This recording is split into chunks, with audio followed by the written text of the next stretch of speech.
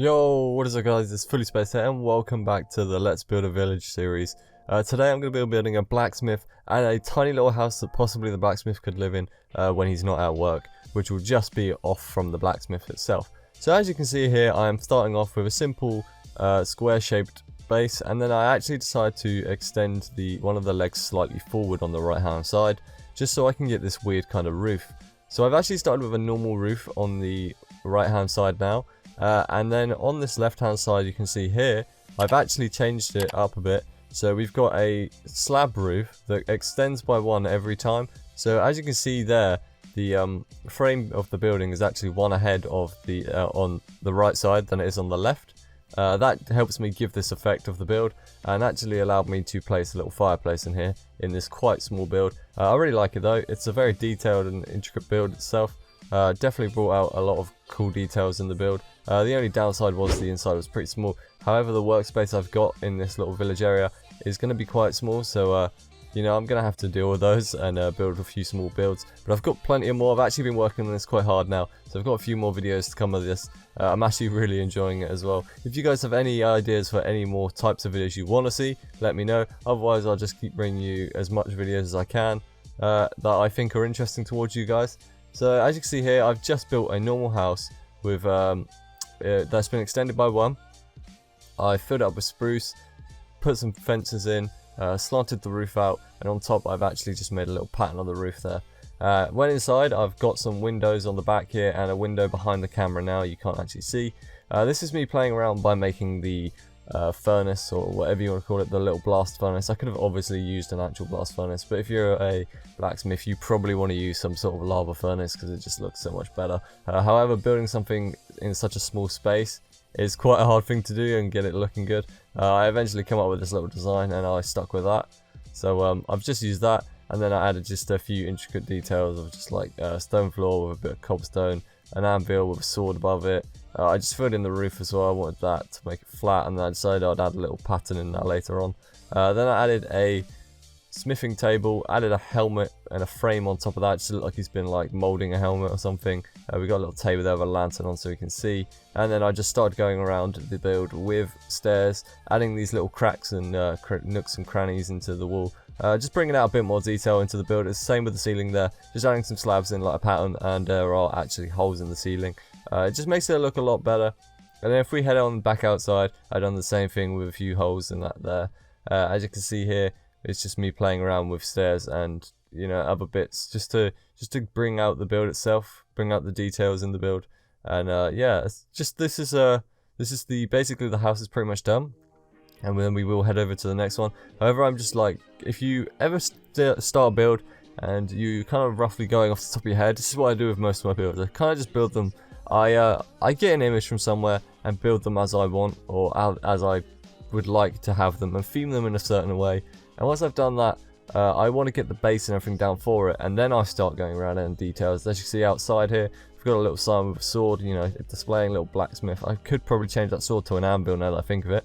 Then we just go around the sides, add some plants, barrels and things, just to make it look a lot more nicer, give a more homely feel to the build, and just overall looks like it's been taken care of, and looks a lot better. As you see, I love little details into the roof there with using actual planks and things. I couldn't actually figure out how to make a good looking fireplace for this one, for the obviously the furnace smoke to come out of. So I kind of just left like a little hole thing that kind of breathes smoke out. However, I probably will eventually change that. It was a very big pain to do. And next up we have the tiny little small house. I literally just made your basic square house. It honestly could look like a villager house if I really just changed the roof and everything. It would probably look like a villager house. However, for a small house, I did put quite a bit of design into it, and it does actually look like a really nice little small house. Quite happy with this. This could be a really easy one to build in your early game survival of Minecraft. Simple build, probably wouldn't take you very long. Would provide you with a little living quarters. I'm not going to say the inside is very spacious at all. It was quite cramped in there. As you can see now, I'll just head over to this window and we'll have a sneak peek in. As I was starting to do the floor, I used some spruce planks and cobblestone. As you can see there, I added a bed, a little blast furnace, you know, it's kind of his little heater, keeps him warm at night. and we play around with a few patterns in the ceiling. My character blocks the camera, thankfully. And then add a stair and a table in there, just so he's got his basic like necessities in there. And then we go around the outside, adding more detail with these little cracks and nooks and crannies. And then obviously we're going to go around and add some bushes. Also, I added a little lantern to the front of his house, so you know when he comes home at night, you can see where he's going from his blacksmith job, even though it's about 5 foot away from his house. However, I probably will end up adding streetlights into the game itself, or into this village, just so that obviously night times are going to be a lot easier to see. However, this world is kind of stuck on an all-day loop, so I will never really have that problem. And then anyway, let's talk about the build. So up on the roof here, I actually just add a little design with the stairs. I obviously had slabs on top. If you add a staircase and then a staircase upside down on that, it brings out this little flick at the end of your build. It's like a little Nordic kind of build. It looks pretty cool. Once again, I start playing around with a chimney. Absolutely terrible at chimneys, I'm going to admit. So I kind of went with a similar style to the ones I've been building previously, as you will see in a couple of minutes. But yeah, it's something I really need to work on. Chimneys have become a big pain for me. Definitely need to look at some sort of images on them and ways to build them. So I've actually just done it a really similar way to my other one by using the bricks, and I believe it's, might be, I can't remember, it's granite or diorite, or I'm not sure if it's either of them. It could be the other one.